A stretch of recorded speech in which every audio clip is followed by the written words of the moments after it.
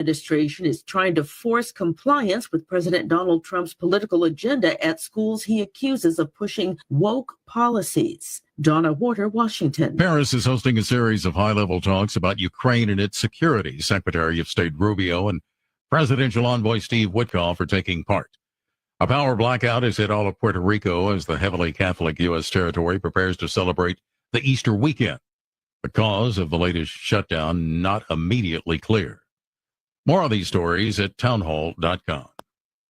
They told us nothing but lies. These timeshare thieves out there are terrible. They bullied us. It was a nightmare. We felt stuck. Our timeshare is all a scam. They stole from us. They were thieves. I was completely taken advantage of. Hello, I'm Chuck McDowell, founder and CEO of Wesley Financial Group, and I know the tough spot you're in. Are you asking yourself, why did I buy that timeshare? I'll tell you why, because that presentation wasn't a normal sales pitch. It was a show to convince you that timeshare is a great investment. They told you it was available today and today only. They said you're foolish if you don't buy. And unfortunately, you believed them. We get over 3,000 complaints a week from folks just like you that were misled into buying a timeshare. Give us a call. I guarantee you, if we take you as a client, we will cancel your timeshare or you'll pay nothing. Call now for your information kit. 800-989-1771. 800-989-1771. 800-989-1771. Arkansas has enacted a law making it the first state banning pharmacy benefit from owning a pharmacy in the state. Governor B. Sanders signed the legislation as several other states are taking up other restrictions on pharmacy benefit managers. The pharmacy benefit manager runs prescription drug coverage for big clients such as health insurers and employees that provide coverage. Pro football might soon be returning to Washington. The NFL's Washington Commanders and the District of Columbia are in discussions on an agreement for a new football stadium in the nation's capital. That's according to a person with knowledge of the talks who spoke to the Associated Press. The sides have not yet finalized a deal that would pave the way for the Commanders and the city to build on the old RFK Stadium site. The Washington NBC affiliate reported Wednesday that the team and D.C. government were close on the framework of an agreement. I'm Geffen Coolbaugh. Breaking news at townhall.com. An effort being made to disarm the IRS. Several House Republicans are working on legislation to remove guns and ammunition from the Internal Revenue Service. The Why Does the IRS Need Guns Act would disarm the federal agency, prohibiting the Commissioner of Internal Revenue from using funds to buy, receive, or store firearms and ammo, and requiring the transfer of IRS firearms and ammunition to the Administrator of General Services. The guns would then be sold or auctioned to licensed dealers, and the ammo would be auctioned to the public. The bill's authors say the only thing the IRS agents should be armed with are calculators. Tasha Stevens reporting. Spotify experienced a widespread outage on Wednesday. Tens of thousands of users reporting problems with the popular music and audio streamer. The platform said it was back up and running just hours later. More on these stories at townhall.com. News, analysis, opinion. Hopefully she will be our last Secretary of Education, Linda McMahon. Nobody in America wants the destruction of public education. This is empowering parents, teachers. You can do a fraction of the money. The dollars will go farther because we're cutting out the bureaucracy. We're going to take care of our teachers. Returning education very simply back to the states. 101.9 and 94.1. St. Louis is #1 for conservative talk. News Talk STL. This hour of News Talk STL is brought to you by Stifel, serving investors for over 130 years. Contact your Stifel financial advisor at stifel.com. That's STIFEL.com. From the Michaels Flooring Outlet Weather Center. Some showers and a few thunderstorms moving through the area through about mid-morning today, and then we should start drying out, and we'll even see some sunshine by this afternoon. It's going to be windy, though, and warmer with highs in the mid to upper 70s. More showers and thunderstorms late on Friday. There is a risk that some of those could be severe going into Friday night, and more strong storms are possible on Sunday, along with some flooding on Easter Sunday. I'm KMOV First Alert meteorologist Kent Earhart. When you've got something to say, be heard loud and clear. If they'll just do what they were voted in to do. This party needs to get a backbone. They need to get some spine. Join the conversation. St. Louis's place to talk. The Democrats and the Republicans can give us all the lip service they want, but what they need to do is take action today. 101.9 and 94.1. You have to take a stand sometimes. This is News Talk STL. News, analysis, and opinion. This hour of Colombo and Company brought to you by Gutter Pros. Water goes where we tell it. Call 314-656-7195 or visit them at gutterpros.com.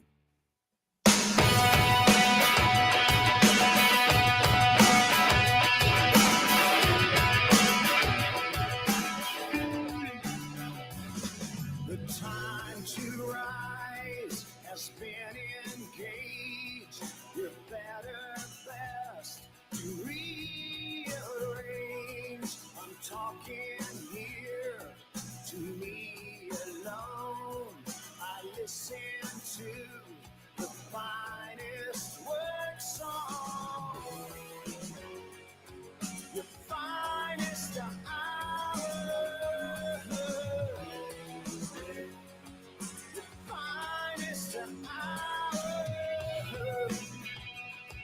Hello and welcome to a Thursday afternoon here on Colombo and Company on 101.9 and 94.1 News Talk STL. I'm Tony Colombo in a studio with producer Stel Pontica. Stel Babe is here.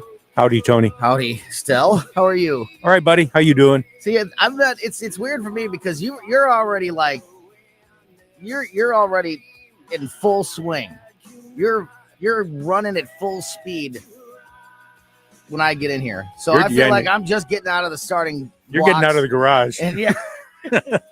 And Stel Babe is already on the highway. Refined and flying. So that's actually a big help because we got a lot to talk about today, and we will be joined by Dr. Randy Tobler in the 3 o'clock hour, a little less than an hour from now, just after 3 o'clock. Doc will be with us. We're going to get another check-in, and we're going to be doing this a lot over the next few weeks because there is now less than a month to go in the Missouri legislative session in 2025.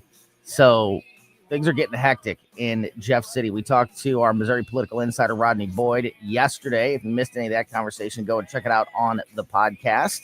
We put the show out as a podcast right after we get off the air every day.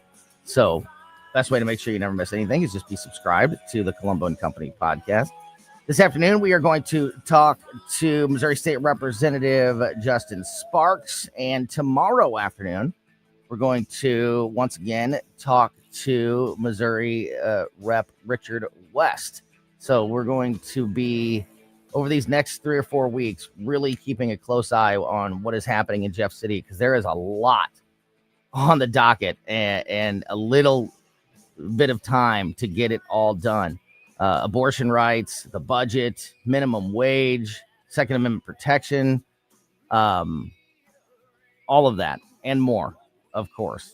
Unfortunately, maybe not IP reform, but we'll get a full update on that in just about 15 minutes from now when we get Representative Sparks on the line with us. Before I bring in our first guest, Crane Durham from NothingButTruth.com, he's going to join us here in just a moment to help us with some of these national stories. I want to get you a quick update on the situation at FSU. Jamie's been covering this throughout the afternoon, and we just got an update there at the top of the hour national town hall news report. But just to get everybody up to speed, at least 6 people have been injured in connection with a possible active shooter situation at Florida State University. University police said they were responding to an active scene on the Tallahassee campus and were working to get it under control. This is the latest report that I just printed off right before I came in here. Is there more? To be honest with you, quick. I believe the preliminary report was 6 fatalities, not just 6 injuries. Okay. All right. Yeah.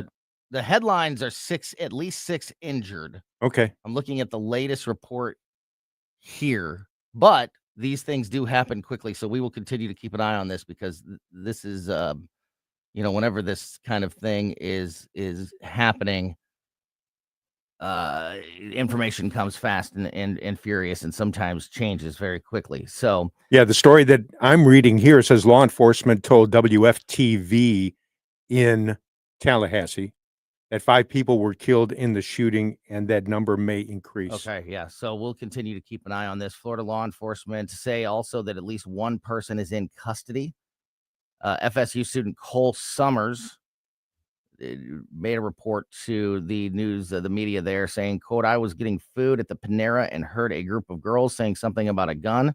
Right after that, I heard shots and immediately started running. I ran out of the back of the Union, and as I was running, I heard more shots coming from the entrance of the Union. So FSU has canceled classes through the rest of the week, and like I said, we'll continue to keep an eye on this story because it is fluid and still developing. So we'll keep you posted as we go through the afternoon. As we also roll through the afternoon, I want to talk about the Real ID situation. We'll get into that a little bit later on in the show. But also something that was touched on in that news, the top of the hour news, and Stella and I were just talking about it off the air right before the show. This is one I couldn't predict when I thought about Republicans and what their, the agenda would be and the bills that they would try to pass early on in the Trump administration. But it's not because I don't agree with it. I just didn't even ever consider this. Several House Republicans are pushing for a proposal to take certain things away from the Internal Revenue Service, including guns. Why are we arming the IRS? That's the question that many Republicans have. And now they are doing something about it. So we'll get into that story as we roll through the afternoon as well. But first, I want to check in with the latest happening, the ridiculous situation. More Democrats now are asking for money, asking for approval to go with Senator Van Hollen to El Salvador.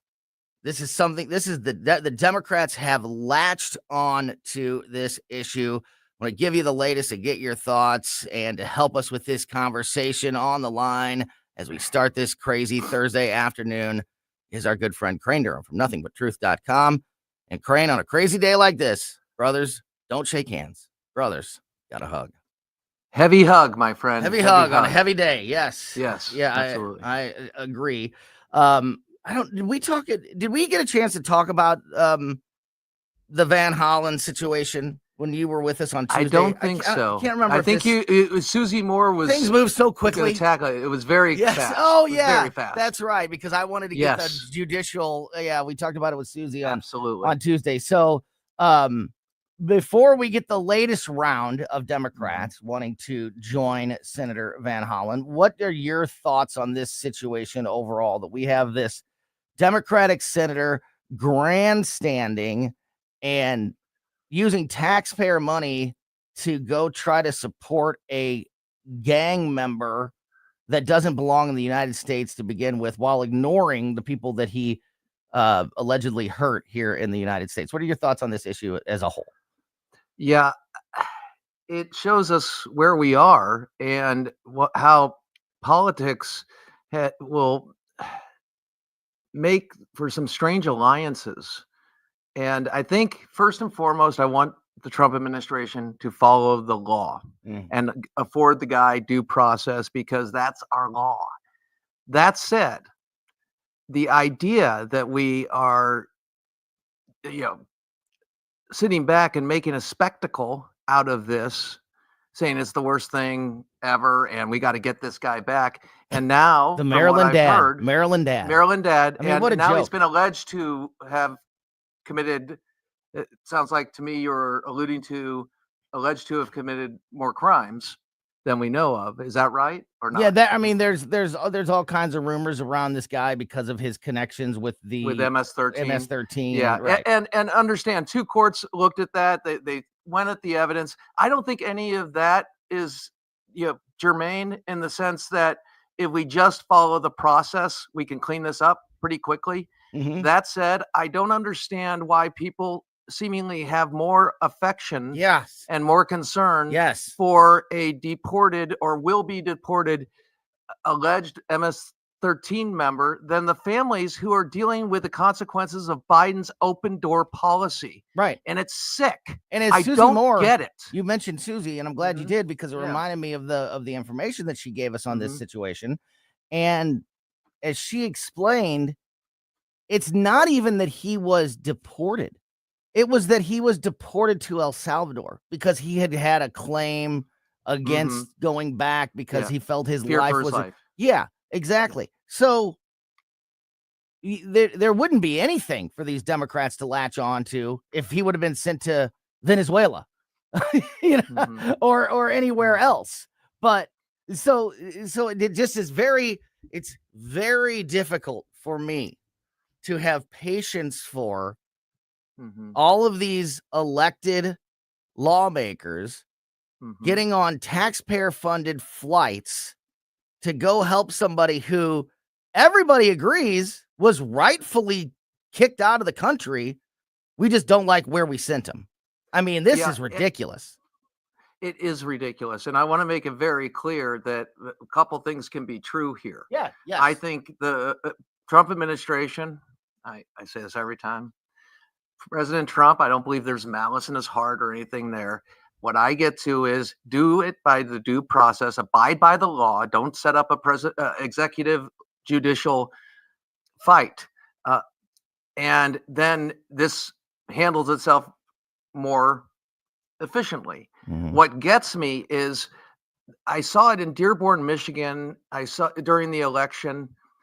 These folks are more aligned with people who are going to destroy America than who are helping restore America. And that's a big deal. And it makes me physically sick to my stomach when I think about the victims of crime from illegal aliens and how blithely it seems Democrats take it in stride, not even spending time with them or applauding. Remember that at the State of the Union? Oh, yeah. How awful it was? Yeah. And so there's a disconnect here. Big and I time. think it really, really shows you a dramatic contrast. See, I love America. I think you love America.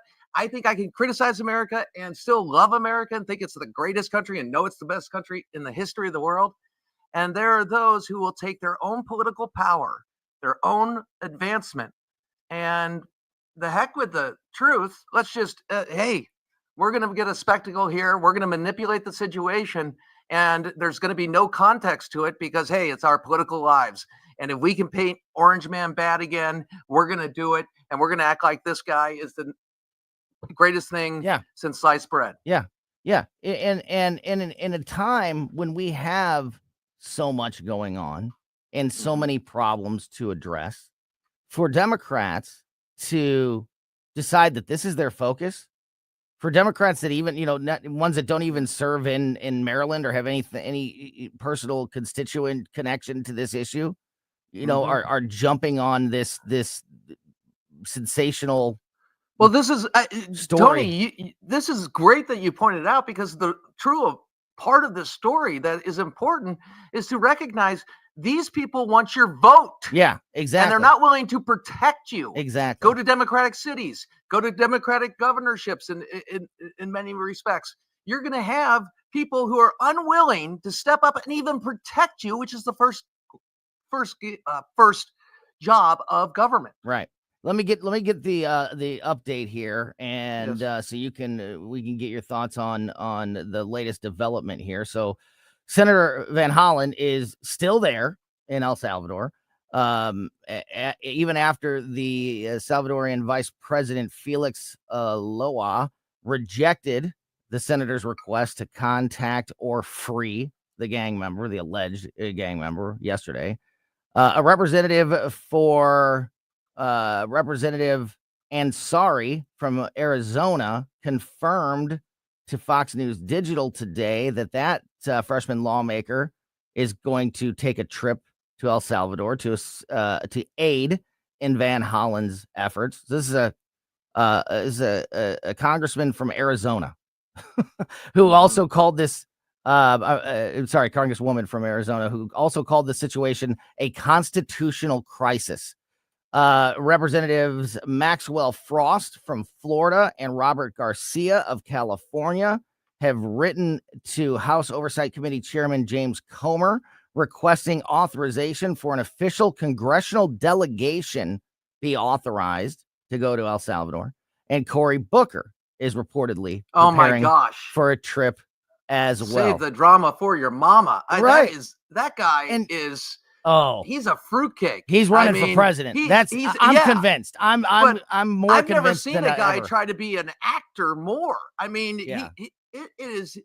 he's like a drama queen. Yeah, I mean, after his weird filibuster of nothing. Still, yeah, remember out that? to lunch. His Yeah. still. You remember when Cory Booker was filibustering nothing a couple For weeks 25 ago? hours. Yeah, Yeah, and then now he's gonna go to El Salvador. I mean, he's running for Yeah, president. nutty as a fruitcake. That's definitely my prediction there. I But agree. you know what else? And Stella and I were talking about this the other day. I think off the air, but it so applies. Where was all this for Otto Warmbier? You remember Otto Warmbier, the kid that was kept in North Korea and tortured and sent back just in time to brain dead. die? Yeah. Where was this when we stranded people in Afghanistan, including Americans? Like, that is fantastic. That you where brought is that all up. where would if we had this ability and these lawmakers have this type of focus and access to use taxpayer money to get on planes and fly around the world to try to free individual people, where has that been? I'm sure if a quick Google search, I just pulled those off the top of my head. I'm sure with a quick Google search, we could all find situations where Americans have been trapped or stranded or illegally held.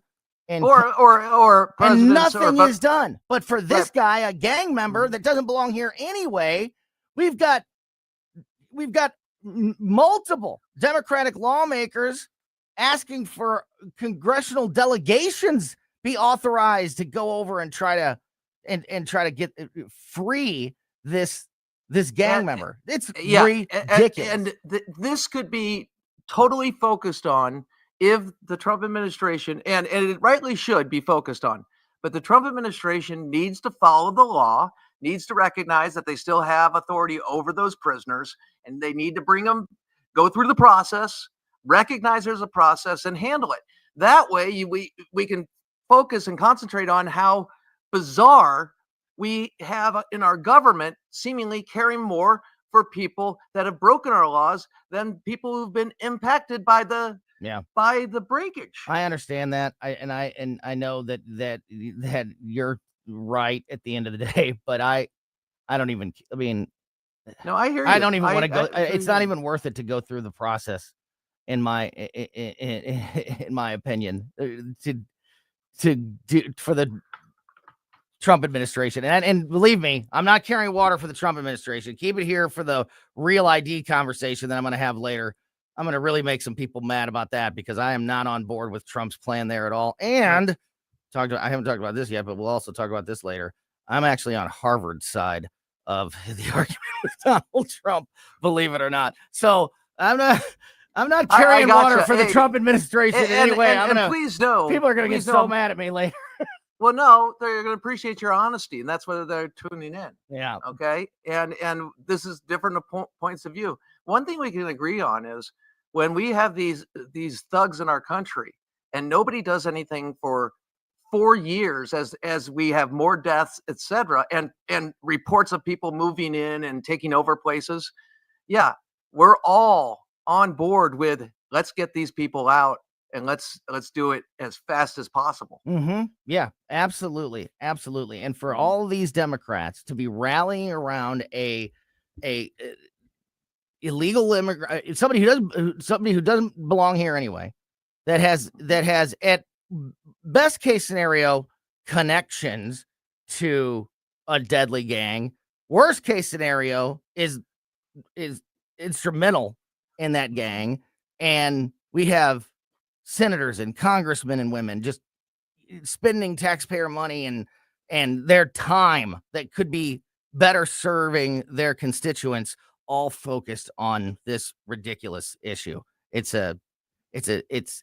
really exposes just how fake the Democratic Party is. They have no interest in making anybody's lives better or helping anybody, any lives, any people in the United States. If they just look for a way to score points in the media and hope to use that to win their next election. I mean, that's literally it. There's the needs of the American people are last on their priority list. Any final thoughts on this one, Crane? I think you and Stell asking those questions, I would love to see somebody in the mainstream media or even outside the mainstream media get that question. What to about those the other folks. people? What about Yeah. the other Americans that have been stranded? And the victims. Yeah. What Those about the kids in victims' Denmark, family? Crane, or Stell, remember those kids? The kids in Denmark? Oh, yeah. Those kids are still stranded over in Denmark because we're getting into a fight with an Uber driver. In Copenhagen. And they can't come home. Yeah. Mhm. I'd rather senators go get them than this gang member, for real. All right, Crane, thank you for a little bonus love you time on a guys. Thursday afternoon Thank with you. us. Really appreciate it, as always, my friend. We'll talk to you again very, very soon. That's Crane Durham. Check him out every Tuesday, many times on Thursdays, also here on Colombo and Company, and every day at at nothingbuttruth.com and on the Nothing But Truth Facebook page. You should also check out newstalkstl.com. All right, we are going to get back into some of these national stories in a little bit, but let's switch gears to local news and politics. As I mentioned, less than a month to go in the Missouri legislative session, and still a lot to get accomplished this year. We're going to get an update on what is happening in Jeff City from Missouri State Representative Justin Sparks next on Colombo and Company. So I can walk if I need some other love, then you give me more than I can stand. When my smile gets old and faded, wait around, I'll smile again. Shouldn't be so complicated. This is News Talk STL. News, analysis, and opinion from the voices you know and trust. News Talk STL at 1019, 941, and newstalkstl.com. Hey, it's Vic Porcelli, and my favorite sandwich from Capriati's is the Wagyu beef French dip. So good. It's the au jus that makes it. And the Wagyu beef is pretty good, too. I love Capriati's, and you will, too. On Manchester at McKnight in Rock Hill. Parents want more choices rather than fewer when it comes to their children's education. And now some Missouri parents will have one more option to get their children the best education available. Low-income students and those with disabilities in Missouri's largest communities can now apply for an Empowerment Scholarship Account, or ESA. With an ESA, the money the state would normally pay to your child's public school goes into an account that you control. You can use the funds for private school tuition, online learning programs, a private tutor, or other approved uses. You can tailor your child's education. For too long, Missouri officials have operated on the mistaken notion that parents only need one choice. They're assigned public school based on their address. ESAs put parents in charge. It's school choice at its best, with money following the students to the place that best fits their needs. Learn more at showmeinstitute.org. This Show Me Minute has been brought to you by Show Me Institute and Show Me Opportunity. Tired of floors that don't stand up to real life? Hometown Floors has the solution. With 40 years of experience, they know floors. 100% made in the USA. Luxury vinyl, laminate carpet, pet-friendly, and built to last. Free in-home estimates, professional installation, and satisfaction guaranteed. Hometown Floors, making small business great again. Check us out at hometownfloorsonline.com. In a world filled with uncertainty, one truth brings eternal hope. Jesus Christ's sacrifice on the cross, the greatest act of love ever shown. This Easter, pause to reflect on this profound message of redemption. Through his sacrifice, new beginnings are possible for everyone. Experience the joy of Easter with those who support our community. Tango Argentina Foods, Jules on Hampton, Abibi Pizza, Pasta, and more, and Best Buy Flooring. The Democrat Party is going to have to go back toward the center. News, analysis, and opinion. I've never called a talk show before, but this just irked me. 1019 and 94.1 News Talk STL.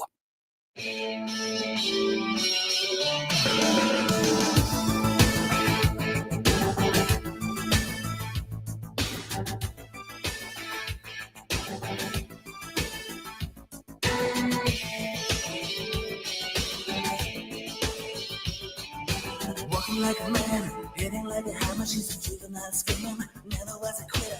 Tasted like a rainbow. Can I say something? Sure, go ahead. Roxette is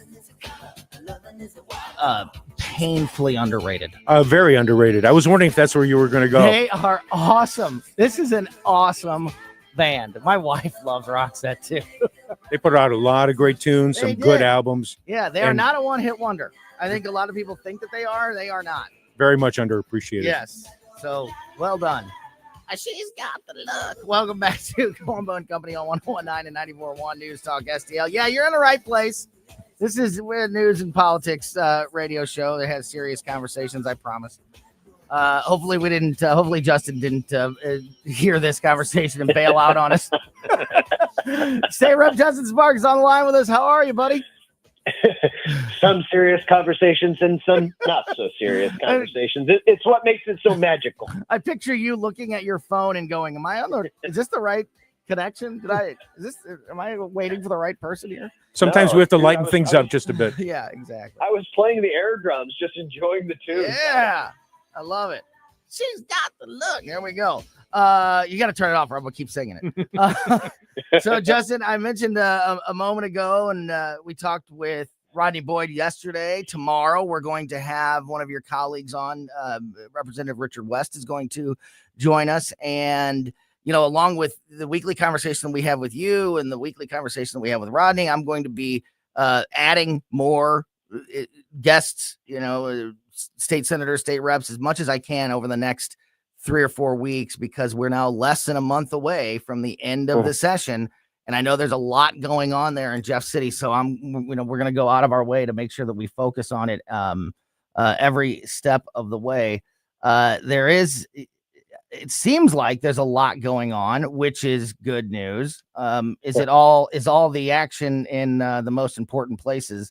That's the big question. So we'll break down the individual issues here in just a moment, but just on an optimism scale, how are you feeling about these last 4 weeks of session? Well, I'm going to take this as a huge victory, because what you saw today in the House was exactly why the Missouri Freedom Caucus was born. You saw a major policy victory, which was explicitly asked for by the people. So this doesn't happen very often. And you and I have talked exhaustively about why and how and exactly the forces that we're up against. And those forces reared their ugly head in this fight as usual, but it finally, the people's voice actually made the difference here. It wasn't myself. It wasn't a bunch of politicians anyway. It was really the people saying, this is what we want. And Republicans started acting like Republicans, and they finally drew a line in the sand. And so a full repeal of Amendment 3 was passed today in the Missouri House, and it was by over 100 votes. It was an overwhelming signal. There was only one Republican that voted against it, and that happened to be the Speaker of the House. It wasn't anybody's surprise. He had telegraphed that he was going to do that for his own personal reasons. But you saw that the Republican caucus, over 100, I think it was like 104 votes, said, no, we will repeal Amendment 3. We're going to give the people a second chance, because now the majority of Missourians actually know what Amendment 3 does, the incredible harmful effects and the risks that it places on women and children. And we're going to give the people what they're asking for. They want a second chance. And the Missouri House passed it, and we've sent it over to the Senate. It's a huge day. Yeah, it is. And I want to make sure that we explain exactly what the situation is, because, if you read the headlines, some of them will read something like a Missouri House passes an amendment that would repeal Amendment 3. It doesn't. It's going to send it to the voters to have the opportunity to repeal Amendment 3. That's right. And this is also on the heels, Justin, of the Senator Schroer, Nick Schroer, who I know is a friend of yours. He's obviously a friend of ours as well, and a part of the station here. passing some major legislation about ballot language, which right. I would argue, and I think you would probably agree, that is related to this issue. And it's kind of perfect that these two went hand in hand, because I think Amendment 3 did pass because of poor ballot language and how that has been written in the past in the state of Missouri. So to have that addressed, the ballot language issue addressed on the right before moving forward with this legislation, I think these are, as you mentioned, huge victories and big steps forward Yes. in the Amendment 3 issue. Okay, so he's exactly right, and that's why this week was so incredible, because both of these pieces of legislation worked hand in hand.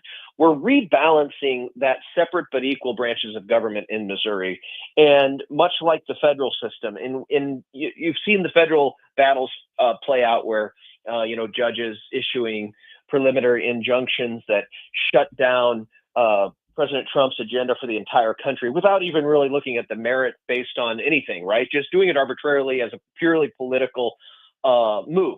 And we have some of that in Missouri too, especially as regards to the initiative petition process and language that goes onto the ballot for an overly broad, incredibly horrible piece of legislation that puts people at risk in Amendment 3. And so I'm incredibly proud of Senator Schroer and Senator Bratton and the Attorney General's office. We worked incredibly hard, not only to get that passed through the Senate and the House, but an emergency clause that will let the Attorney General challenge injunctions. And that's amazing that we were able to get that done. And it was not easy. It came down to every last single vote. Because if you guys didn't know, the emergency clause is a big deal.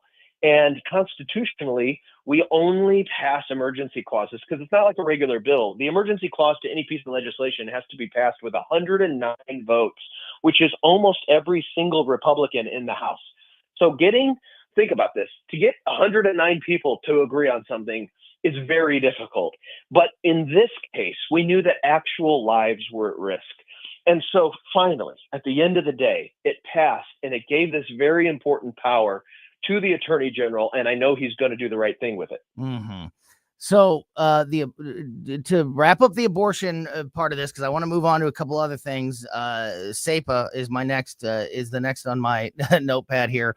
But if this does get through the Senate and get signed, what will happen is there will be in the next election, there will be an opportunity for Missouri voters to basically repeal Amendment 3 as it was passed last year, and replace it with an entirely new abortion bill that isn't a total ban, but it is a very limited. It takes away all of the unlimited procedures that are now currently law under Amendment 3, and it cleans up some of the health care issues. Correct? Is that correct? Yes, and not only that, Tony, but and the ballot language is extremely clear. And we did that on purpose so that Missouri voters knew exactly what they were voting for. It's exactly what the vast majority of Missouri voters have actually asked for. And you know how I feel about every single human life and every single human life deserving equal protection. But what this does is it has what is considered by the majority of people to have these compassionate exceptions. So if the baby cannot live outside the womb because of a fetal anomaly, like is born without a brain, or the organs are on the outside and the baby is deemed that not viable pregnancies, abortions are allowed for that. And also, if the health of the mother is in question, abortions are allowed for that. And even in the cases of the extremely rare cases of rape and incest up to 12 weeks, that abortion is acceptable in those situations as well. And it's one of those things where we had to listen to the will of the voters, yes. And also, we also knew that Amendment 3 had to come out of the Constitution so that we could restore those protections for women, especially in facilities and physicians that were already there previously. And so, no piece of legislation is perfect, obviously, but this is what the vast majority of the populace said that they wanted. I agree. yeah, I think it's an awesome step forward. I really do. I've been So critical, I'm encouraged. as you know, I've been critical of Republicans in Missouri and across the country that have tried for an absolute abortion ban and have failed in elections, just because I just don't think that people are ready for that type of absolute decision to be made. And it's opened the door for exactly what happened here in Missouri and has happened in other states, in that it allows the Democrats to run wild with these unlimited, no restriction bills. And I think that what you guys are doing, I think that this approach is exactly the way to go. I want to go kind of quick here because we only have a few minutes left, and there's still a few things to talk about. Talking to Missouri State Representative Justin Sparks, who had a long career in law enforcement before moving into public service. So I know the Second Amendment Preservation Act is something that is important to you, and also had a bit of a law enforcement participation this week. A lot of police chiefs were in Jeff City against the Second Amendment Preservation Act, which maybe be confusing to some, but if you're familiar with this, it's not actually rare for the leadership, the bureaucrats in law enforcement, to be against something like Second Amendment Preservation Act, while a lot of the rank and file police officers are very much for your Second Amendment rights. What's the latest on this situation, Justin? You just hit it on the head. Now, listen, I'll just remember. So there is leadership in the police departments and police agencies around the state that are very well intentioned. They really genuinely have concerns about the Second Amendment Preservation Act, and they don't want their officers to be targeted or put at risk, of lawsuits or fines or being in violation of state law. I totally understand that. Because looking at this from a former law enforcement officer, you are the government, right? You are the enforcement part of the government. You're law enforcement. And so you're thinking from the perspective of, I'm never going to violate anybody's constitutional rights. So why in the world would we need to protect the populace from me? I am righteous. I'm doing the right thing. I'm protecting the people, right? Not targeting them. And for the vast majority of law enforcement, that's exactly true. Here's what we saw, though. We saw a rogue administration in the Biden administration, and in sometimes the Bureau of Alcohol, Tobacco, and Firearms, basically arbitrarily trying to violate citizens' rights and laws by making up new rules that had the effect of law from Washington, D.C. in some of these states. And some of these states would go along with that garbage and violate the constitutional rights of their citizens. That's what the Second Amendment Preservation Act prohibits. And no police officer in this state has anything to worry about as long as they don't violate the constitutional rights of Missourians. That's all it is. That's literally all it is. And every police officer remembers one thing, and they should be reminded of this daily. When you raise your right hand and you swear an oath to the Constitution to uphold and defend it, you say that you will not violate it. That means whatever rule, whatever agency out of Washington, D.C., with whatever presidential administration is there, it doesn't matter. Your loyalty is not to them. Your loyalty is to the Constitution. And that means the people come first. That's all it is. Justin, we'll pick up the conversation in the coming days about minimum wage and the budget and some of these other things that are going to play major roles in these last few weeks. But since we're almost out of time, before we go, this has been there's been a bit of a feeling change. The vibes are a little different coming out of Jeff City, and some of these conversations I've been having with you and others. There's been a lot of positivity here lately. How are you feeling about the end, these last 4 weeks, and getting this abortion repeal, getting that completed, getting SEPA addressed, and some of these other things? How are you feeling about the ability of getting that done this year?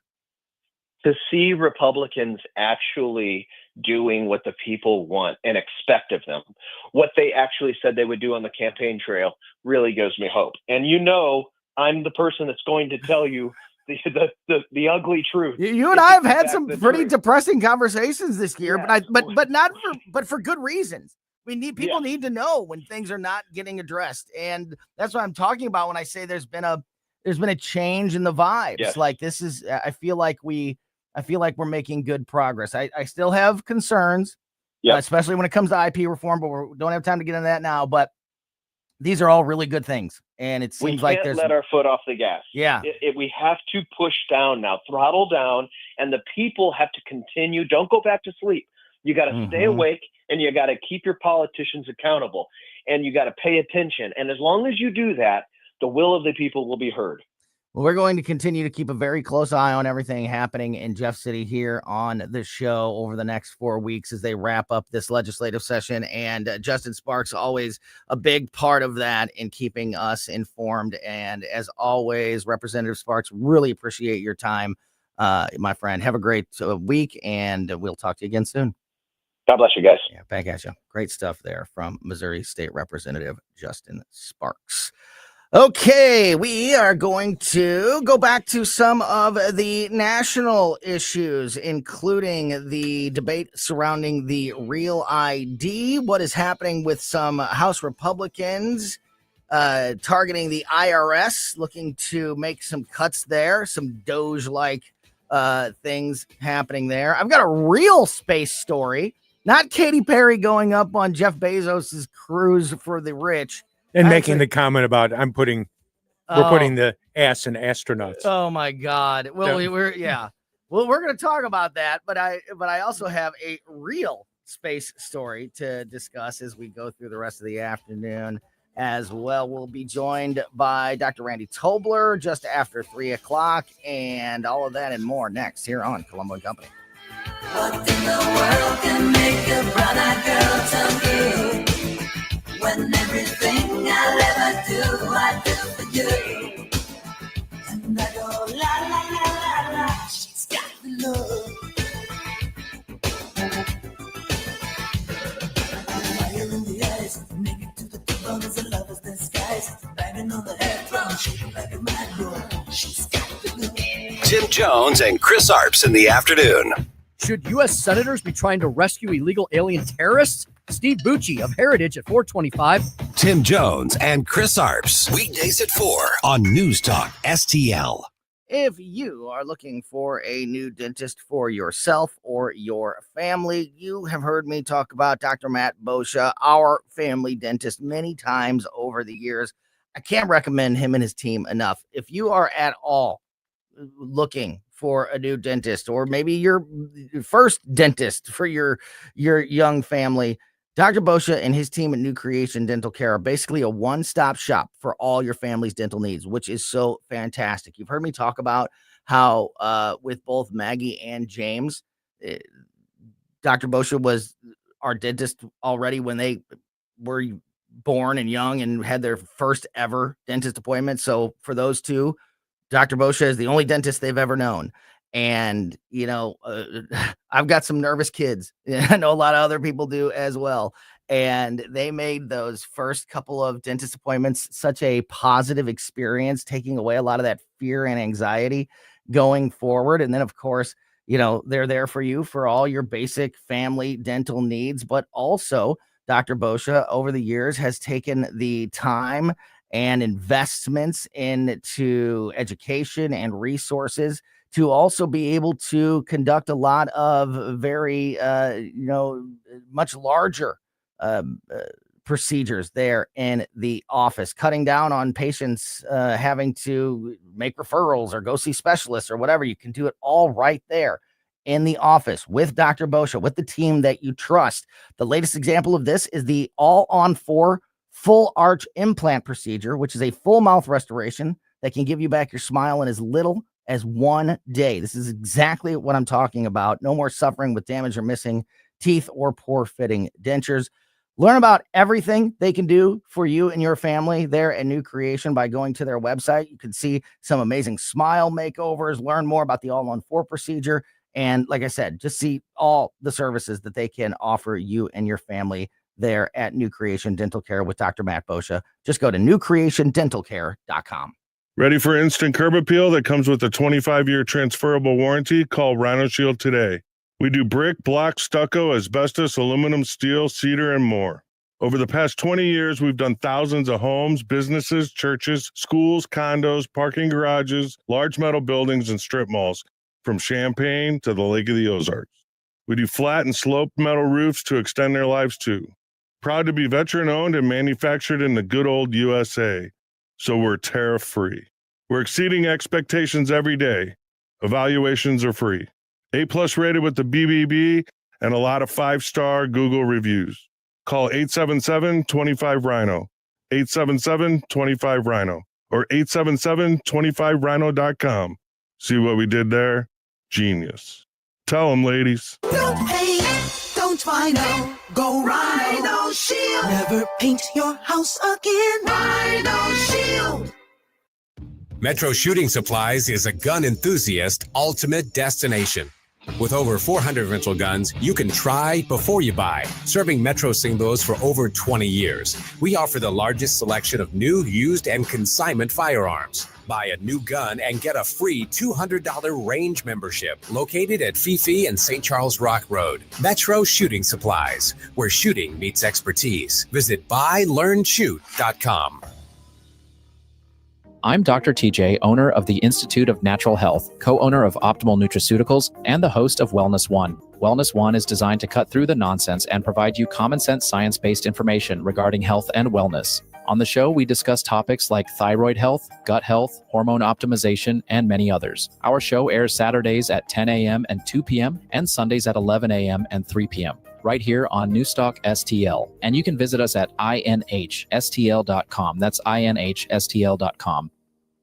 This hour of Colombo and Company brought to you by Gutter Pros. Water goes where we tell it. Call 314-656-7195 or visit them at gutterpros.com.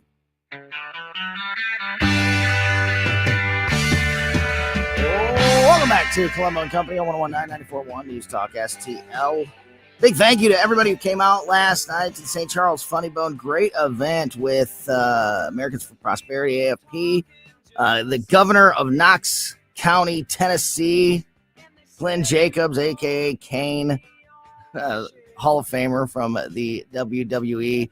We had a lot of family commitments yesterday. I wasn't able to stay for the entire event. Also, huge, awesome appearance by Missouri Senator Eric Schmidt. Surprise appearance at that event last night. But I was able to be there for a while, and James got to meet Kane, who was just absolutely amazing. Mayor Jacobs is just an incredible guy, and got to talk to a lot of you, a lot of the station listeners that were at the event last night. Just awesome time. So thanks everybody who was able to attend last night, and looking forward to another event very, very soon. Before we get into the IRS situation and the Real ID story with Dr. Tobler here in a minute, still, I want to quickly get your thoughts on another news story. Elise Stefanik is considering a bid for governor in New York in 2026, according to some brand new media reports. If you guys remember, Elise Stefanik was actually, when we were all, a year or so ago, when we were all doing our who do you want Trump to pick as their vice president, Elise Stefanik was my pick. She was the one that I wanted to see Donald Trump select as his running mate. So I think she was in the mix for a lot of people. Yeah. So, that shows you how, what I think of her.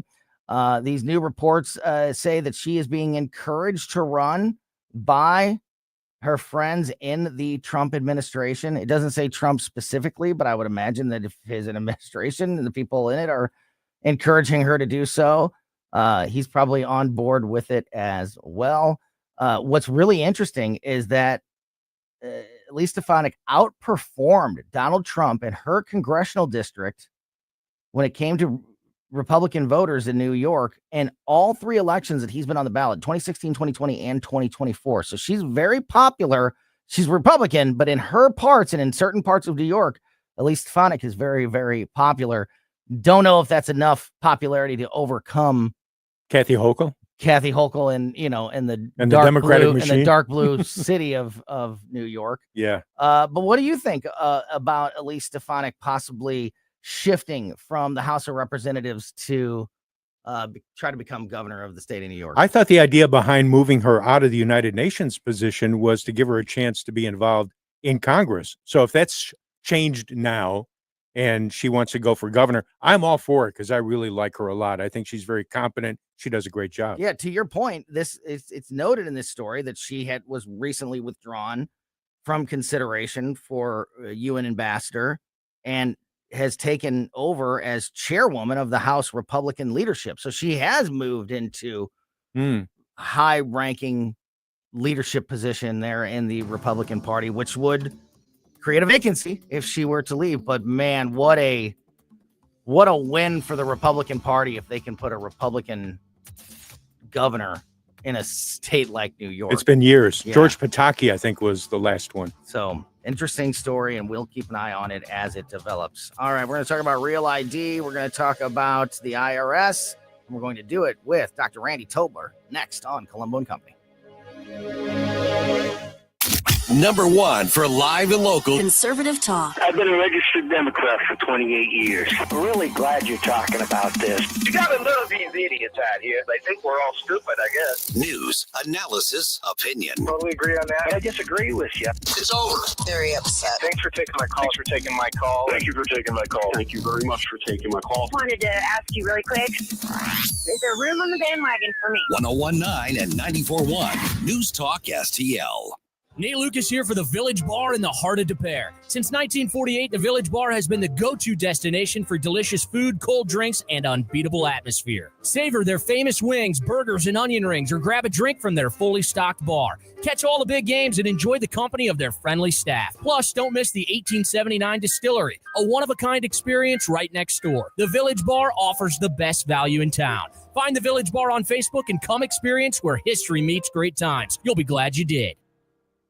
Spring has sprung at Daniel's Farming Greenhouses on Joggerman and St. Peters. Discover our breathtaking 55,000 square feet of greenhouses featuring 8,000 hanging baskets, hundreds of perennials, and 100,000 pods of colorful annuals. From vegetable plants to premium grass seed, mulch to herbs, our knowledgeable staff is ready to answer all your questions. Start spring off right with pansies, potted tulips, and everything your garden craves. Daniel's Farming Greenhouses. Visit us today on Joggerman or online at danielsfarminggreenhouses.com.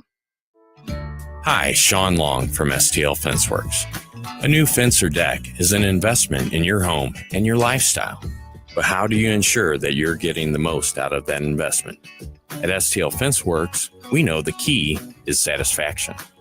Satisfaction means getting a fence or deck that not only meets your needs, but exceeds your expectations. Satisfaction means working with a team that cares about your project as much as you do. Satisfaction means having confidence in the quality of your new fence or deck, knowing that it was built with the best of materials and workmanship. STL Fenceworks, your satisfaction is our passion. And for me, satisfaction is knowing that providing for your family is how I provide for mine. Visit stlfenceworks.com and experience the satisfaction in making your backyard dreams into a reality. Hi, this is St. Louis County Councilman Mark Harder reminding you to check out my new show this weekend. The St. Louis County Insider with Councilman Mark Harder. That's me. Every Sunday evening at 5, we will explore with you behind-the-scenes stories and information that you won't hear anywhere else. Plus, we talk to decision makers and influencers that have impact on what's going on in St. Louis County and beyond. The St. Louis County Insider with Councilman Mark Harder. I'll talk to you Sunday night at 5, only on News Talk STL. KLGY HD3 Clayton, K270BW Bellefontaine, KNVS Bowling Green. This is News Talk STL at 1019, 94.1, and always streaming at newstalkstl.com. Breaking news this hour from townhall.com. I'm John Scott. Multiple victims in a shooting at Florida State University and a suspect in custody. At least 6 people have been taken to the hospital in Tallahassee, but there's still no official word on their condition, other than one is reported in critical condition. Classes and student activities have been canceled for the rest of the day at Florida State in response to the shooting. During an Oval Office meeting, President Trump says the shooting in Florida is a shame. Fully briefed as to where we are right now. It's a shame. horrible that things like this take place. And we'll have more to say about it later. The shooting first reported around midday local time. Also at townhall.com, House Republicans may consider increasing taxes on the rich in a break from party orthodoxy. Correspondent Bernie Bennett reports. Republicans in Congress are considering increasing taxes on the rich as part of President Trump's big, beautiful bill of ambitious legislative priorities, a striking development that breaks with decades of party orthodoxy and is spurring alarm bells from traditional conservatives. The discussions are in the early stages, and lawmakers say it is possible that no tax hike makes it into the final legislation. One idea being discussed is a roughly 40% top tax bracket on income above $1 million. Senator Chuck Grassley of Iowa also confirmed that the idea is being discussed in the upper chamber in a town hall on Tuesday when asked about increasing taxes on billionaires. House Republican leaders have expressed opposition to the idea. Bernie Bennett in Washington. President Trump attacked Federal Reserve Chair Jerome Powell for not cutting interest rates and says he could fire him if he wanted to.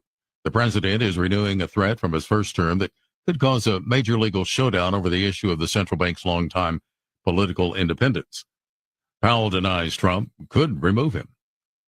Stocks finishing mostly lower. The Dow is down 527. The S&P gained 6. This is... It's official. Newsmax has become a news giant. It's even listed on the New York Stock Exchange. Over 40 million Americans regularly turn to Newsmax for the news they need to know. They're tuning into the Newsmax channel on all major cable systems. They watch Newsmax 2 on all streaming platforms. They go online to newsmax.com for breaking headlines. Millions more have downloaded the free Newsmax app on their smartphone and home TV. Reuters says Newsmax is one of the top news brands in America. Even President Trump says Newsmax is terrific, and he's watching. Tens of millions of Americans like you have made the switch to Newsmax for the news they can trust. So make the switch today. From the Michaels Flooring Outlet Weather Center. First Alert 4 Chief Meteorologist Steve Templeton. Overnight tonight, staying dry and milder, low of 66, and then a warm, breezy day, a high of 84. Just watch for a strong storm, especially by the evening in St. Louis. An isolated storm, mainly producing hail. Not out of the question. That's why it's a First Alert weather day for Friday, focused on a severe threat in the evening. Then rounds of heavy rain from Saturday into Sunday. 2 to 5 inches of rainfall over the weekend could create some flooding. So more First Alert weather days. Looks like the severe threat should stay mainly south on Saturday, high of 66. On Sunday, though, let's watch for a chance of severe storms and a high of 71 for Easter Sunday afternoon. That's the latest from the First Alert 4 Weather Center. I'm Chief Meteorologist Steve Templeton. This hour of News Talk STL brought to you by Jewels on Hampton, paying some of the highest prices for your gold, silver, diamonds, and more. Call 314-752-5000 or visit jewelsonhampton.com. Fox News commentary. Harvard University refuses to comply with the Trump administration's guardrails for combating anti-Semitism. I'm Tommy Lahren. More next.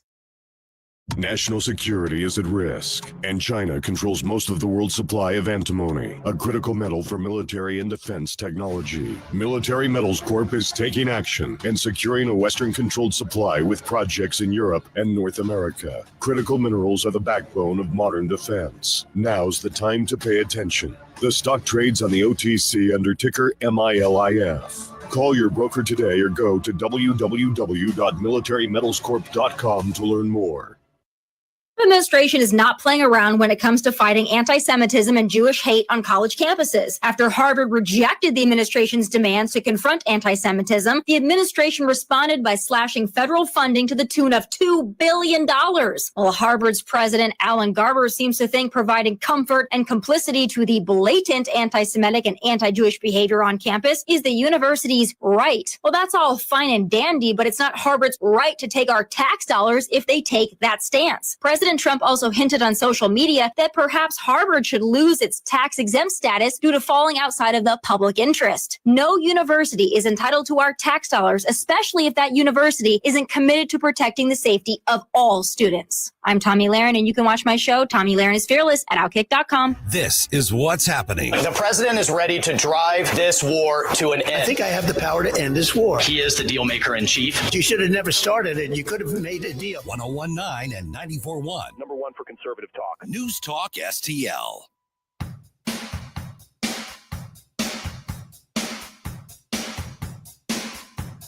Nothing so loud as hearing when we lie. Truth is not kind. And you said neither am I. And the air outside so soft. Now Total Let's Rock It? Everything I said about Roxette being criminally underrated, I take that argument and I apply it to Total Let's Rock It. Ditto to the sprocket. You're on a roll. I've seen Total Let's Rock It multiple times live. Oh, have you really? Never saw Roxette live. Mm-hmm. Yeah, just fantastic. You're on a roll today over there, Stealth. Keep it up. Welcome back to Colombo and Company on 101.9 and 94.1 News Talk STL. I am Tony Colombo. That is Stel Babe, Stel Ponticus in studio with me. And joining us on the line now is the host of the Randy Tobler Show every Saturday morning, 6 a.m. to 9 a.m. here on News Talk STL, Dr. Randy Tobler. Doc, man, there's a lot going on. I want to talk to you about the Real ID situation. I want to talk to you about the IRS. But since it's been a while since we've had a chance to speak, we talked in the first segment of the show with Crane Durham about the situation with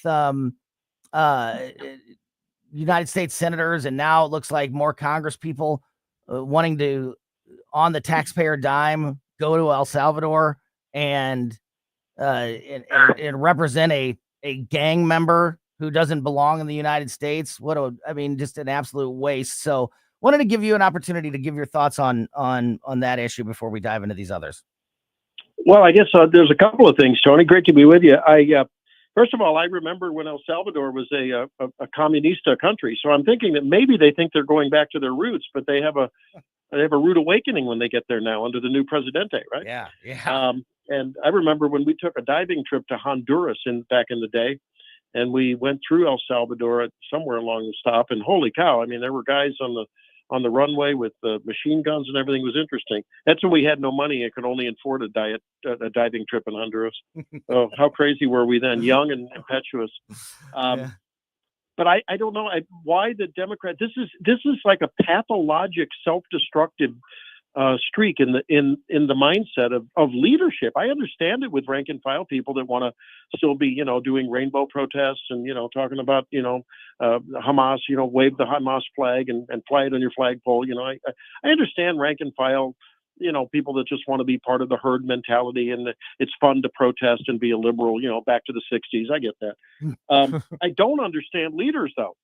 No. With the whipping they just took, and clearly a political platform that wasn't working, an agenda that wasn't working, to be doubling down on now another thing that doesn't work. I mean, I don't think I've ever seen such a high rating for a president in terms of his immigration policy than Trump's present rating on immigration. I mean, he has literally turned off the spigot across the border.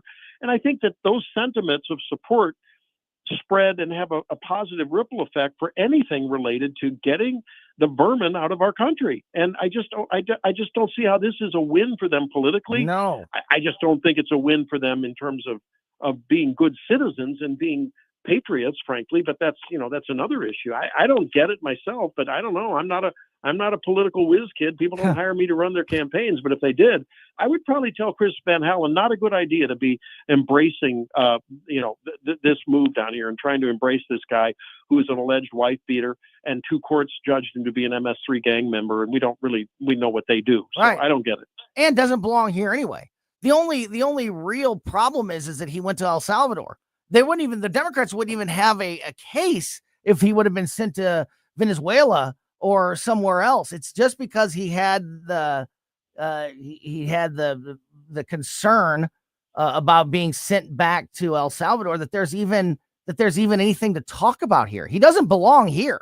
Certainly, this is the last place he belongs. So are we really arguing about getting this guy free just to send him, just to kick him out again to another country? Is that worth all of the taxpayer money? And I don't have the story in front of me anymore, so I don't have all the names, but they're Democratic Congress people from Arizona, from Florida, from other states around the country.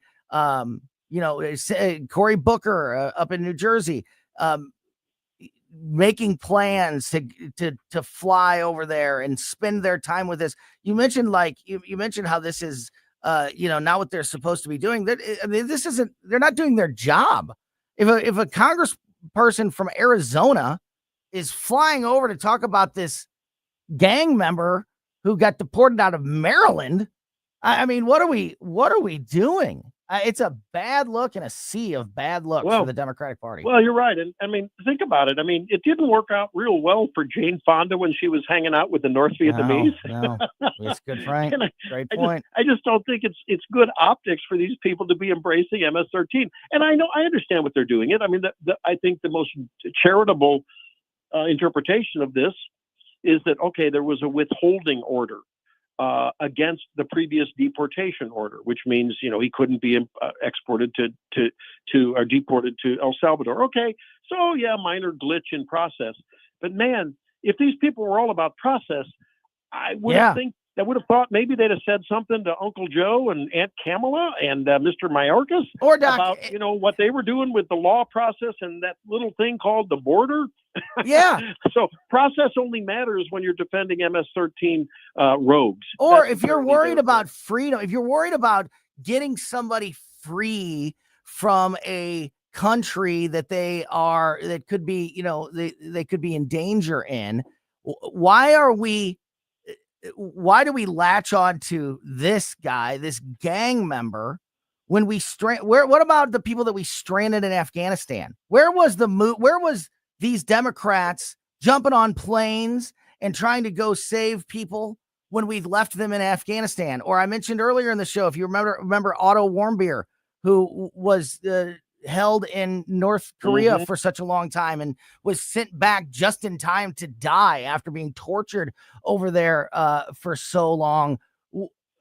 Where was this focus and passion to go rescue those Americans when we needed it? And we use it for this guy, a gang member who doesn't belong here to begin with. I don't know. These people, it's funny how they are just so allegiant to the process and due process.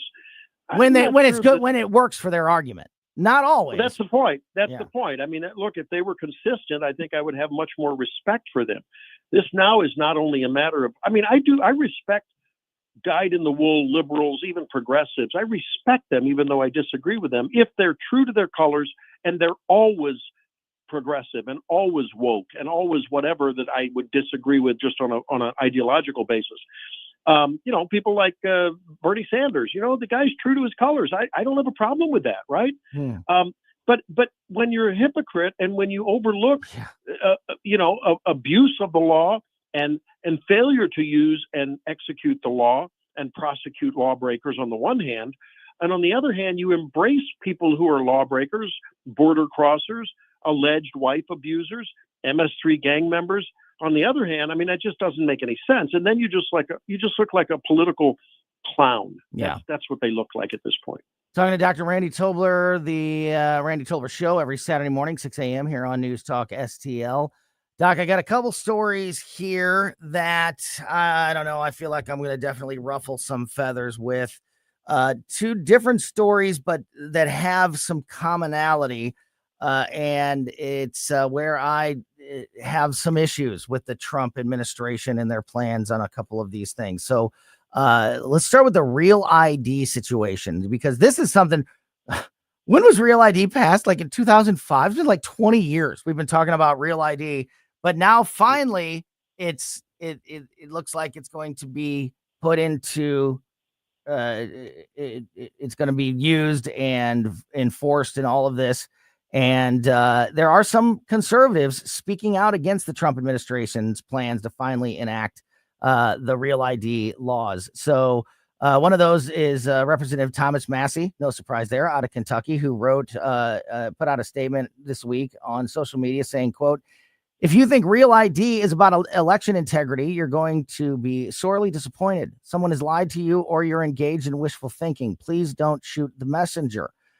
Responding to the Department of Homeland Security Secretary Kristi Noem's video announcing that the May 7th Real ID deadline, former vice presidential candidate from Alaska, Sarah Palin, also questioned this. saying, quote, or what? Evidently existing ID requirements for American citizens just aren't adequate now. So Big Brother is forcing us through more hoops for the right to travel within our own country.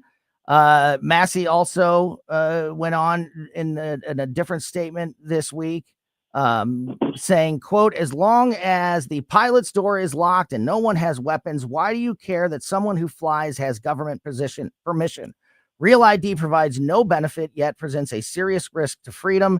If a person can't be trusted to fly without weapons, why are they roaming free in the first place? Real ID is a 2005 George Bush era Patriot Act overreach that went completely unenforced until Trump got into office. Let me guess, he's playing 4D chess, and I should just go along with it. I like that statement from Thomas Massey, and I also find myself agreeing with Thomas Massey and some of the Republicans. There are other conservatives that were listed in various reports that have come out against the enforcement of the Real ID. But it's definitely a minority when it comes to the Republican Party. Yeah. But I think this is government overreach, Doc, and I got to call it out on both sides. I actually was ambivalent about it. I didn't really have a strong position one way or another until the Biden era. And when we realized that there are so many people with so many false identifications, I'm now in favor of it. I think it tips the balance for me that we have been flooded with illegal aliens that have increasingly sophisticated ways of appearing as though they're citizens. And now, and especially since we know that some of these people are at a minimum violent and several are terrorists and unidentified, they're not on a terror watch list of some of these people that came through.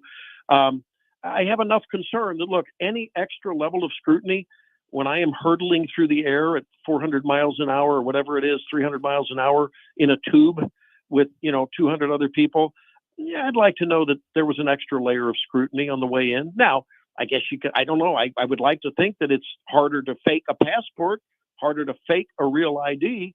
But again, I guess we're going to have to depend on some of the integrity of the states in administering those. That to me is the real glitch. If you're going to do it, have a real solid definition of how you issue those things. And I guess there are some parameters. Trust in government is what you have to have, and that's where my issue comes in. Look, I think I am worried increasingly about people who have no trust. And this is not you, Tony. This is not you. There are people that don't trust anything. They don't trust any denomination of, any institution of, any representative of, anyone who's in government. Yeah. That's a dangerous place, right? Because then you're bordering on anarchy. Yeah, there's a conspiracy theory level. Like no, I totally agree. And so at some point I have to have trust that there are enough people in the security realm that are going to, do the right thing when it comes to scrutiny of, people who are getting on an airplane. Like I say, you're defenseless. It's not like you can conceal carry access to the cockpit and take over the plane if someone else is, doing bad duties. You can't open up the door and jump out. You can't bring your gun on and defend yourself, right? If someone wants to start, wielding some kind of a ceramic knife, that got through. And again, I think at this point, there's probably enough of the technology that's increasingly very, very good as you go through the security process that, maybe this is redundant, maybe it's superfluous. Look, if anyone, that's where the folly is here. Being in healthcare and knowing about how much we give anyone if Thomas Massey thinks that that the government doesn't know what color his pubic hair is, for crying out loud, I don't know. I'm sorry. I mean, everyone. It's not only the government; it's every app on your phone that knows all that as well. That's the point. I mean, come on, you got Google, you got everything. Every time you download an app, you're basically giving away everything. And you can't tell me Thomas Massey himself. It's folly. He's delusional if he thinks, unless he's absolutely disconnected from technology, that people don't already know about him, and the government doesn't know about him. So at this point, it's folly. And if there's something that's an identifier, that's a limited, restricted, well-defined criteria for that, and it might help root out a few terrorists that might want to get on a plane with me, Look, I'm already taking off my shoes, my belt, my whatever. Why not? Why not a real ID? All right, Doc, maybe you can turn me around on this one as well, because I'm really going to ruffle some feathers with this one. The Trump-Harvard situation that has been going on this week, the federal government banning or freezing more federal funds to Harvard because they didn't go along with Trump's letter about stamping out anti-Semitism. I am 100% on board, and nobody's been more outspoken about shutting down these illegal, horrible, pro-terrorist protests that we've seen across the country. I can't remember what we were talking still earlier this week. We were talking about the situation where the parents of female soccer players got kicked off of their high school, their kids' campus, because they were wearing bracelets that had XX. The wristbands with XX on them. Yeah, to represent the female chromosomes. Mm-hmm. And that was deemed by the government there and by the school district as, hurtful and threatening to boys playing women's sports. And yet we still allow terrorist protesters to vandalize and take over college campuses, and how absolutely ridiculous and backwards that is. However, big however here, Doc, in that letter to Harvard, I think Trump gave Harvard an out that's not being talked about enough. In that letter, some of the demands that the Trump administration had for Harvard was, one of them is reporting students to the federal government who are hostile to American values. Just flip test that, Doc. And imagine if Joe Biden was still in office and he was sending a letter to colleges, any college, with a list of demands for federal funding, and it said that college must report students who have who are hostile to American values to the federal government. That is massive overreach. There's another part in there. One of the other requirements was hiring an external government-approved party to audit programs and departments that fuel anti-Semitic harassment.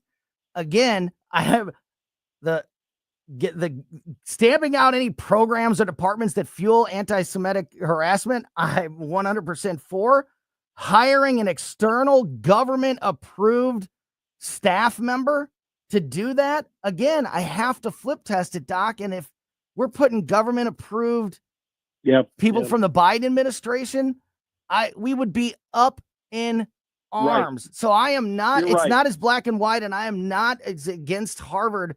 I can't believe I'm saying that, but I think it's kind of an unforced error by the Trump administration to put some of these things there, gave them an out. It's government overreach. I don't care which side of the aisle it's on, and I'm not going to support it. Yeah, this is another example of Donald Trump stepping on the rake. In his zealous wanting to move things quickly, because it's possible he could be a 2-year president with a lame duck 2-year, depending on the midterms. I understand that. I understand that extraordinary times require extraordinary measures to try to reverse a ship that's heading, and to use a Titanic analogy, right towards the iceberg, economically, culturally, everything. That said, I mean, right off the bat, you mentioned American values. Well, one of those American values is that, look, as much as my Jewish friends might not like this, I'm frankly okay with anti-Semitic speech. It needs to be okay to speak about Jewish people or black people or white people or MAGA supporters or Christians, Islamic Muslims, people, or anyone, feminists or transgender people. It's got to be okay in this country to speak about them. When it turns to behavior and violence and harassment, where you're obstructing their ability to cross the campus, I think that needs to be rooted out, right? That's behavioral, and it shouldn't be just against Jewish people. It should be enforced whether it's against someone's wearing a MAGA hat and is obstructed on their way to campus or not. Now, obviously, campuses have their own internal ability to regulate what they deem harassment or not. And there's, I understand that. But I get concerned about, why are we? I mean, look, I know a lot of my MAGA friends who have been literally harassed and people threaten them and spit on and stuff, right, in public events. Well, do we have such an aggressive stance in defunding whatever organization that public event happened at? Right? And here's the thing, Doc. I'm glad you brought that up, because here's the thing. Got to be careful about that, right? And then we got to be careful, because it's almost like DEI in reverse. Now we're having almost reverse discrimination, where we're going to lift up one particular group of people with a cultural characteristic, and we're going to say they require extraordinary protection from speech. I'm talking about speech here. Yeah. Right? Yeah. And who's to establish what American values are? I mean, I think we all sort of know that, but I mean, that's a dangerous thing. I don't want some college on the rake here, because what I think he's doing is loading that gun that can be claimed to be the gun that needs to be fired against, and I'm meaning metaphorically, and I mean, in terms of politically, then he might be wearing the label fascist if he takes this too far. You got to be careful. Yeah, Doc, you touched on something so important there. Thinking of the reaction that people have gotten just for supporting Donald Trump, or just for flying an American flag in their front yard. If this were to go through, if colleges were required to report students to the federal government who are hostile to American values, there are people right now that would say that if you're pro-Israel, that's hostile to American values. Yes. There are people right now that would say if you are MAGA or pro-Trump, that you are hostile to American values. So I don't want that I don't want that being out there to be interpreted by some college dean or professor or president that can take this. And if Donald Trump wasn't in office and we were in another Biden type administration, and we've got colleges turning in people for wearing their MAGA hat because they are just following the rules and reporting students to the federal government who are hostile to American values. That's why I think it's government overreach, and I know people are going to hate me for it. Well, no, you're so right, and I just think we need to, like you say, it's like when Harry Reid pulled the nuclear option for federal judges, right? It's like we warned him. Remember, we warned him, when those rules come around, they're going to boomerang around and hurt you when you're not in the majority. And look what happened. The Democrats didn't like drinking that soup, right? Yeah, the soup that they made. So we just have to be very, very careful about, while you're in majority, deciding who's harmonious with American values. And you got to hold the rule. You got to enforce the rules on both sides equally. You got to flip test your own side. And it should be about behavior, not speech. Now, if there is speech that foments bad behavior, that's a different story, right? I mean, I get that. But if I'm a Jewish guy and I'm walking across campus and someone's yelling, I don't care, whatever kind of slurs, I'm sorry. I mean, if my school wants to discipline me, that's a different matter, because you could have a school code that says, hey, if we catch you using a Jewish slur, just like a black slur or something else, I get that. Yeah. That should not be a federal issue. I'm a originalist and a purist on that. I agree. Speech should be protected. Behavior is an entirely different thing. Dr. Randy Tobler, The Randy Tobler Show, every Saturday morning, 6 a.m. right here on News Talk STL. Great conversation this afternoon, Doc. Really appreciate your time, and we'll be listening on Saturday. We'll talk to you again soon, my friend. All right. We'll talk to you later. Yeah, bye. Great stuff there from Dr. Randy Tobler. All right. I want to talk about the IRS, but we also might be getting an update from the officials at Florida State University. So this is the beauty of live radio. We will just play it by ear, and we'll either talk about the IRS or we'll go live to Florida State as soon as they give an update on the shooting on that campus earlier today. Next, here on Colombo Company.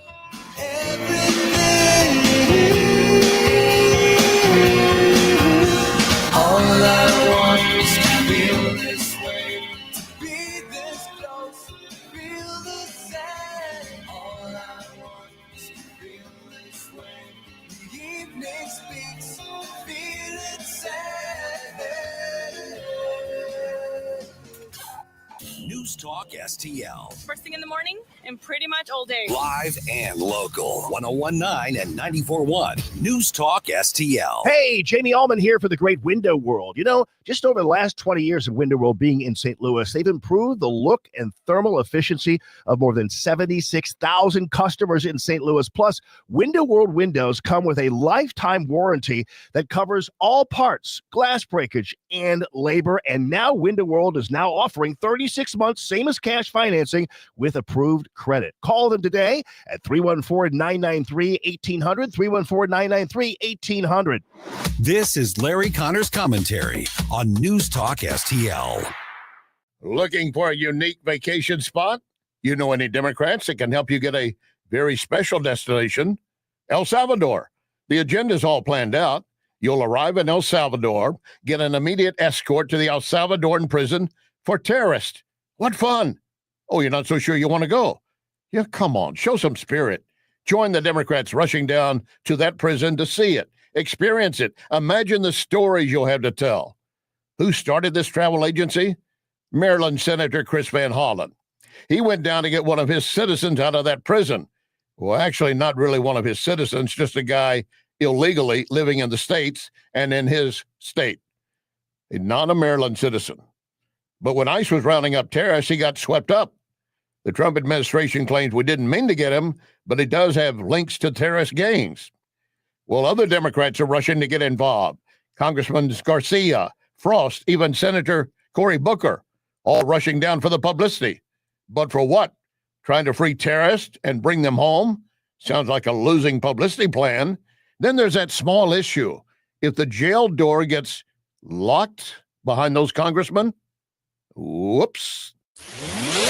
Get more Larry Connors on Larry Connors USA. Tonight at 6 on News Talk STL. In all these years that Wellington Environmental has been my sponsor, I've never mentioned their duct cleaning services.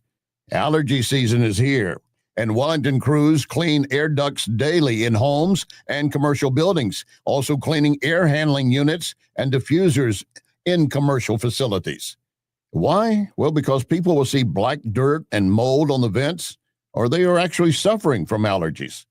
Don't be fooled by low-cost duct cleaning providers saying they charge only per vent, because once they get on site, the price will skyrocket. Wellington does not do this, never has. Wellington will give you an estimate, and you say Larry Connors, and immediately you get a 20% discount. Call Cindy, 314-644-4930, 314-644-4930. Make your home and business better, safer with Wellington. Be well with Wellington. Hey folks, Jamie Allman here. Exciting things are happening at the Hideout in High Ridge, famous for the Sunset Patio, 4 big screen TVs, live music and events, and of course, the wings. The Hideout now has a brand new menu featuring handcrafted burgers and new items like their signature sunset dip and Dave's Chili. And now a second location, the Hideout at Sugar Creek Golf Course in High Ridge, featuring great event space. You can stop by for lunch or dinner. The new 2025 Hideout and the new Hideout at Sugar Creek Golf Course. We'll see you there. When you're approaching retirement, there are a lot of questions to answer. Do you have enough money to fund your income for life? How should you claim Social Security? And what's your plan for health care and long-term care? Hi, I'm Eric Robert, Director of Investments with the ClearPath Wealth Management Group at Stifel and host of On the Money Saturday mornings at 9 on News Talk STL 1019.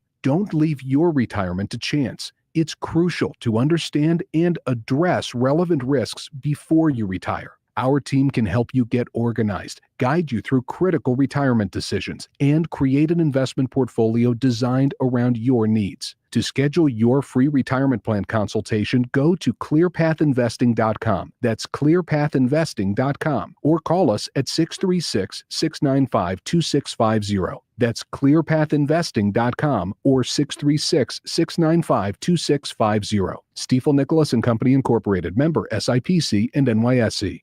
Attention gun owners, this is your last chance to enter to win the ultimate firearms adventure, the Gun Show's annual machine gun shoot and tank ride. The big St. Charles County Gun Show in May is your final opportunity to be entered into this exclusive drawing. Experience an unforgettable Saturday shooting machine guns and the thrill of riding an authentic military tank. It's all at the big St. Charles County Gun Show, May 16, 17, and 18. Your last chance to win the Gun Show's annual machine gun shoot and tank ride. Go to bkpromotions.us for more information.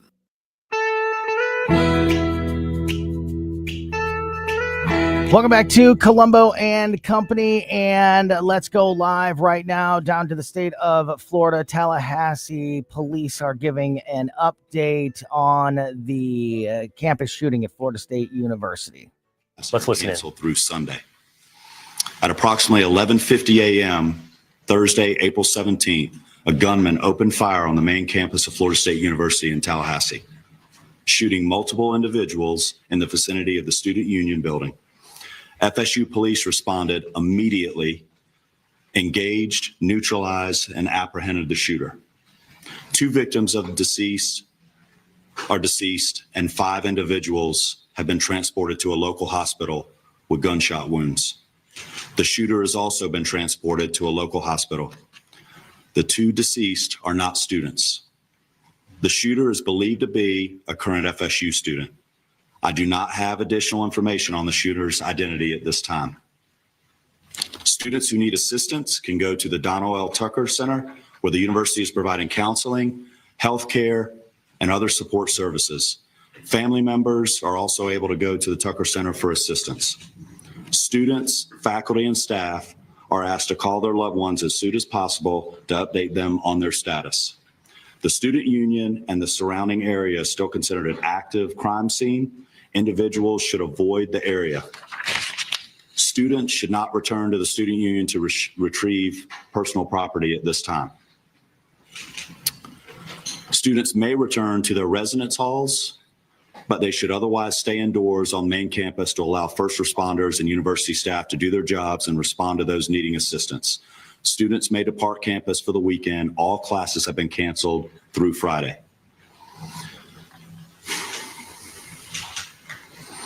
Before I turn this over to Chief Revel, I want to thank all the brave men and women of the FSU PD for responding immediately to the scene. I also want to thank the responding agencies who have provided assistance to FSU today big time, including the Tallahassee Police Department, the Leon County Sheriff's Office, the Florida Highway Patrol, Leon County Emergency Medical Services, FDLE, and all other responding agencies today. We really appreciate your support. That's all the information I have at this time. We'll have additional update for you later today. Chief Revel. Good afternoon. I am Chief Revel with the Tallahassee Police Department. As the shooting occurred today, our officers, as well as every single other officer in this city and county, responded immediately to this scene. Once on scene and once we began working through what was occurring and what we were working in consultation with FSU, Tallahassee Police Department was asked to take lead on this. So we will be the lead for this investigation in both the officer involved shooting portion of this as well as the homicide portion of this. I will come up after the last speaker and entertain just a few questions, but needless to say, we have multiple crime scenes. This is a very large area we're covering. We have thousands, hundreds of thousands, or hundreds or thousands of witnesses. And again, this is an active, ongoing investigation. So the information that we will be allowed to release right now may be fairly limited. I'll answer what I can at that time. But I will assure you that as soon as we can, any information that becomes available, we will make that available to you. One of the things in the process, and again, understand that this is an ongoing active investigation. So things are happening as we are standing here and as we are speaking. We have identified the shooter, obviously. He's at the hospital. So with more on that, I'm going to allow the sheriff to come up and speak on that portion of it. Thank you, Chief. As Chief Revel indicated, I'm Walt McNeil, Leon County Sheriff. First and foremost, let me express our gratitude to the responding law enforcement agencies in this community. Our citizens should feel some degree of comfort knowing that your law enforcement agencies are going to respond and do exactly what we did in this case, that is bring the offender to justice and to make sure that we do what we can to make sure we lock him or her up. Let me say to you, this is obviously a heinous crime. Our deepest condolences go out to the FSU family, the families of the students who are here. And we understand that you all have been devastated because of this person's actions. The question as it relates to who is the shooter is 20-year-old Phoenix Eichner. And he's the son of a Leon County Sheriff deputy. Our deputy Eichner, has been with the Leon County Sheriff's Office for over 18 years. She has a tremendous job that she's done. Her service to this community has been exceptional. Unfortunately, her son had access to one of her weapons, and that was one of the weapons that was found. Okay, at the so scene. this is a live update from the Tallahassee Police Department there in Florida about the Florida State University shooting earlier today. 2 people have been killed, 5 injured. That's the latest update there. The shooter in custody and the son of a sheriff deputy down there in Florida. And the 2 fatalities are not students. Yes. So obviously we'll continue to keep an eye on this story and more through the rest of the afternoon. Colombo and Company back tomorrow at 2. The O'Reilly Report next, and the Tim Jones and Chris Arp Show on News Talk STL. The Napoli heritage of fine dining continues with Napoli Kirkwood. Napoli Kirkwood, now open. So add that to Cafe Napoli in Clayton, Napoli 2 in Town and Country, Napoli 3 in St. Charles, right next door to Napoli C. And don't forget about Napoli Brothers Pizza and Pasta in the district, Chesterfield Valley. All of those locations, plus now open Napoli Kirkwood. Hey, folks, the Clayton Sleep Institute and my friend Dr. Ojal back supporting free common sense conservative radio. ClaytonSleep.com, treating the full range of adult and pediatric sleep disorders from sleep apnea to insomnia, restless leg syndrome, periodic limb movement, and narcolepsy. What an awesome place. New comfy setting for the sleep lab. ClaytonSleep.com, 314-645-5855. Better sleep, better life. To have a roof over your head, a nice roof over your head, is very important. That's Rick talking about his experience with Rhino Shield ceramic coating. We got Rhino Shield 18 years ago, and they're very cooperative on getting us the right paint. They're in and out and done in no time. Once it was finished, looked great. We were very happy with it. The main reason Rick called Rhino Shield is because it's backed by a 25-year transferable warranty. We've watched a lot of people get their house painted 3 or 4 times, and we haven't had to do any of it. I don't know about you guys, but I don't want to have to paint it every 5-7 years. Take a tip from Rick and put down the paintbrush and call Rhino Shield for your free evaluation. 877-25-RHINO. 877-25-RHINO. Or visit 877-25rhino.com. We got Rhino Shield 18 years ago. Financially makes sense, especially if it's going to last like this did. Still looks great. Call now. 877-25-RHINO or 877-25rhino.com. Don't hate, don't Rhino, go Rhino Shield. Never paint your house again. Rhino Shield. Hey, it's Vic. Are you worried about rising taxes? Well, you're not alone. With government spending outpacing revenue, many Americans fear a tax hike is on the horizon. But here's the good news. You have options. Chris Cooper of Serenity Wealth Management specializes in tax-efficient strategies for income planning, legacy, and growth. Chris